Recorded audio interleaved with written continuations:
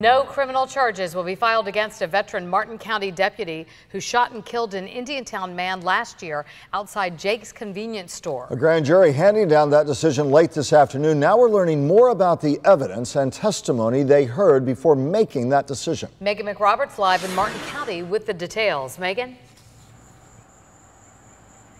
Well, Michael, Kelly, one of the big takeaways from the day, we're learning from investigative records made available to us today and from the sheriff that this confrontation between Jerry Richardson and Deputy John Welliever was quite a bit more violent than what was initially made public and information that was made available to us, to the media.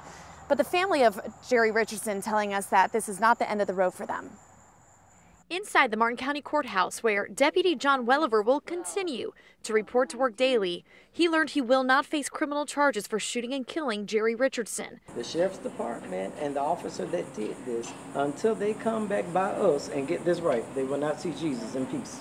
Welliever said he was sitting in his patrol car when Richardson approached his car, shining a flashlight at him, telling Deputy Welliever he was trespassing. Welliever said he got out of his vehicle and asked Richardson to remove a hand from his pocket, worried there might be a weapon.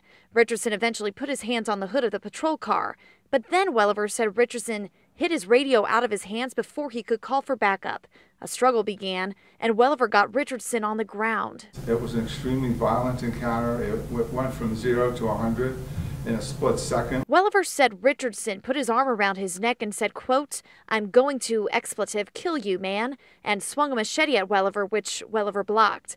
Welliever said he shot more than 5 times in self-defense. I want to stress today, there are no winners in this situation. Family waited outside the courtroom for 2 days during the hearing. It's not fair. I feel that the law, it works for the actual officers and not for the victim. Tonight, disappointed. My young ones never get to know who my brother was. This is just the beginning.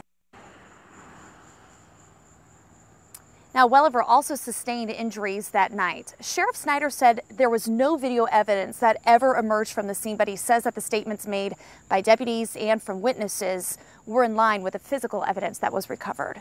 Reporting live in Martin County tonight, I'm Megan McRoberts, WPTV News Channel 5.